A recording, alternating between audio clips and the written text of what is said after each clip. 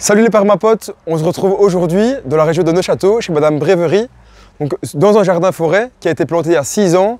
Donc on va se rendre compte ici qu'après, on va dire quelques années seulement, après 6 ans, d'un terrain ici qui était à nu, où il y avait seulement des vaches, qui était quand même protégé par une haie, à quel point en fait ici la végétation peut prendre des densités, de la diversité assez rapidement, quoi. Donc en fait le processus peut aller plus rapidement qu'on ne le pense. Donc là, on va dire qu'il y a plein aussi de porteurs de projets, voilà, qui se lancent, etc. On se dit, ouais, voilà, quelle est la place que notre art va prendre, le temps, etc. Ça prend 10, 15, 20 ans. Non, en fait, ici, franchement, après seulement 6 ans, ça a été assez rapide. Donc suivez-moi.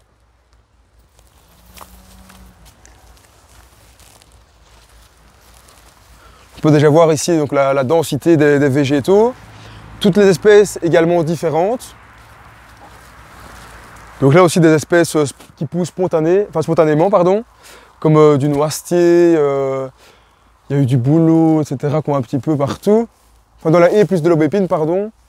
Donc là en fait ici, Madame Bréverie mélange des espèces, on va dire, ornementales, ainsi que des espèces fruitières.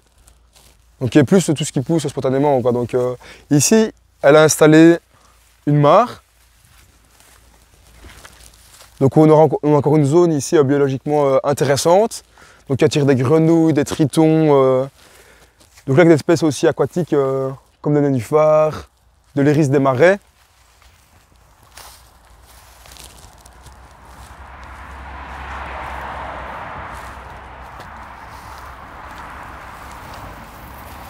C'est vraiment déconcertant de voir tous ces végétaux. Et comme Madame Bréverie nous l'expliquait juste avant, en fait, ce qu'elle fait, c'est qu'elle pousse très dense, elle plante très dense pour que justement les végétaux aillent chercher la lumière et puissent en fait ici vraiment exploser et vraiment tiger, quoi. Donc c'est pour ça qu'on a vraiment une telle densité ici et beaucoup de végétaux sur quelques mètres carrés.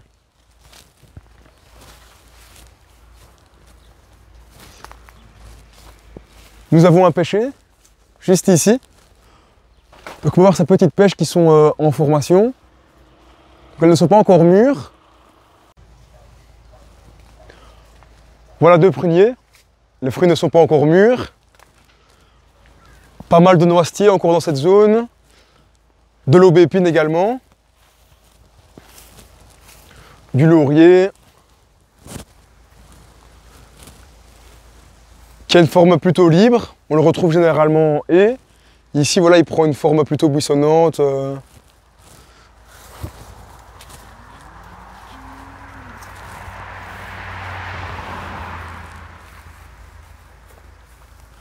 Il y a aussi des milieux plus ouverts, des milieux plus fermés, plus denses, donc ce qui donne aussi plus de diversité à ce niveau-là.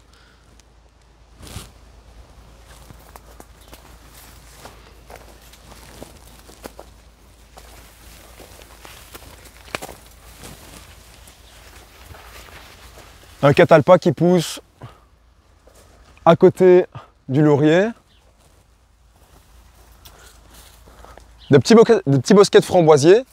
Donc le framboisier, lui, il va pousser en lisière de forêt. Donc au fur et à mesure que la forêt avance, lui va avancer également. Il prépare le terrain forestier, si vous voulez.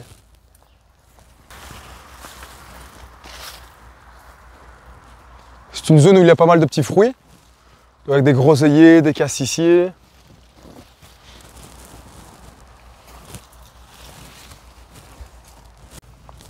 Le terrain est assez longiligne. Et cette haie était déjà présente ici depuis des dizaines d'années, ce qui a permis également que les végétaux puissent bénéficier d'un microclimat. Pour ça aussi que les végétaux poussent beaucoup plus vite, car en plein vent, les végétaux aussi poussent moins rapidement.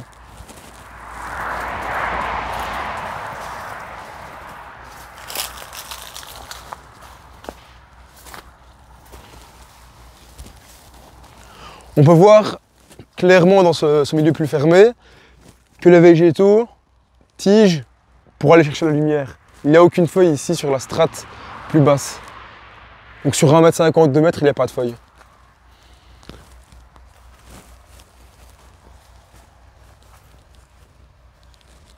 Il y a quelques plantes au feuillage persistant, comme de l'if, du laurier.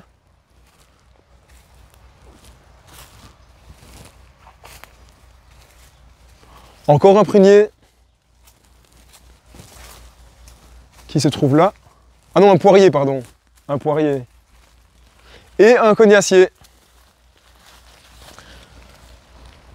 Donc là, je vais voir ici, il y a quelques coins. Ah, juste ici.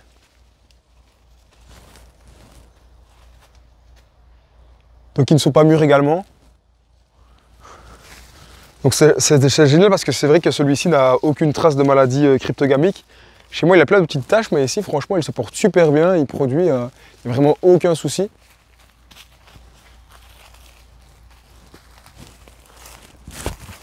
Le cognacier du Japon fait un petit fruit comestible. Il a un port assez arbustif, 1,50 m, 2 m. Il a aussi une belle floraison, donc assez sympa.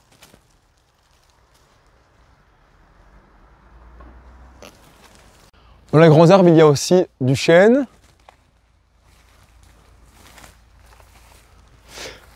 Là, une rhubarbe. Donc oui, les espèces comestibles ici sont un petit peu éparpillées un petit peu partout dans le terrain, quoi. Donc, ils sont vraiment mélangés avec les espèces ornementales ou pionnières, quoi. Donc, il y a vraiment beaucoup de diversité, plus de résilience aussi. Ça attire plus d'insectes, plus d'oiseaux.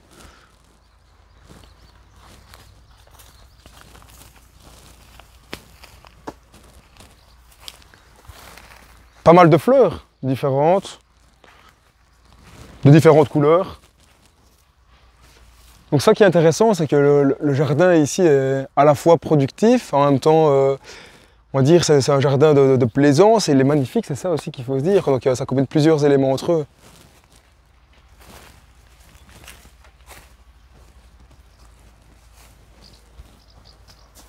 Encore du saule.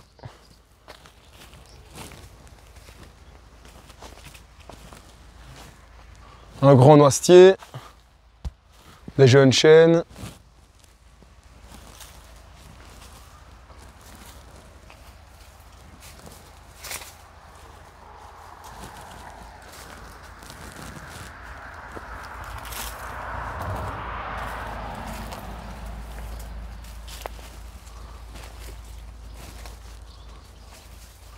Nous entrons dans la partie plus ouverte du jardin. Avec petite précision, Madame Brévery aussi met beaucoup de bacs ici remplis d'eau à gauche à droite du terrain pour justement créer des milieux humides, pour que les oiseaux puissent s'abreuver, les insectes également, ou même que les grenouilles puissent pondre leurs œufs. Donc comme je le disais, nous entrons dans la partie plus ouverte du jardin.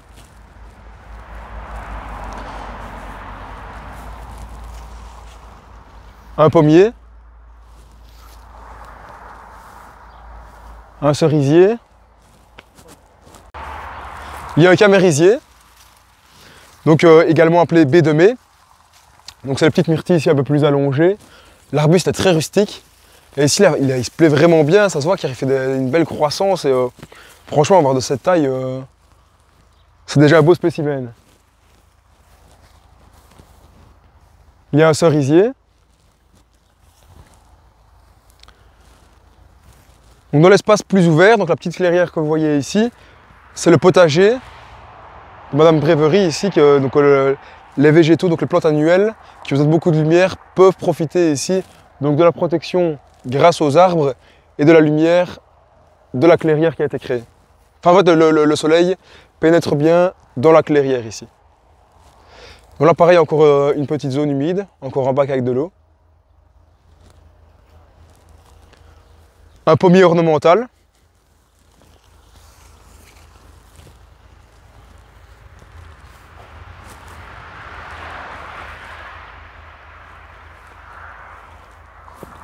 Encore de magnifiques fleurs.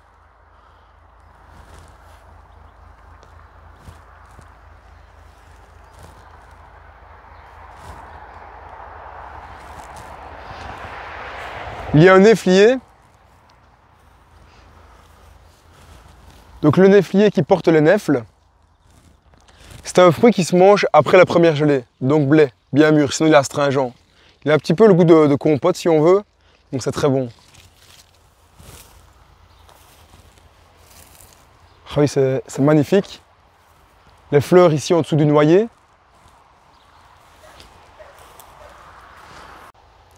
Les campagnols ont mangé les racines de ce néflier, mais des fois la nature est très volontaire. Donc il produit encore, il est toujours là, il fait des petites croissances, quoi. Donc il se porte quand même plutôt pas mal, malgré le fait que ses racines ont été mangées.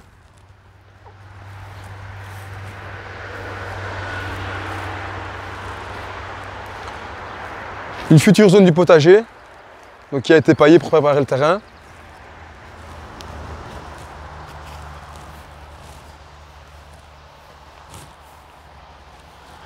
Et voilà une magnifique clairière avec des pommiers,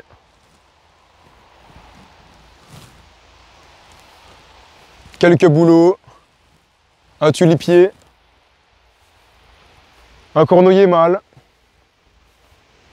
encore un néflier,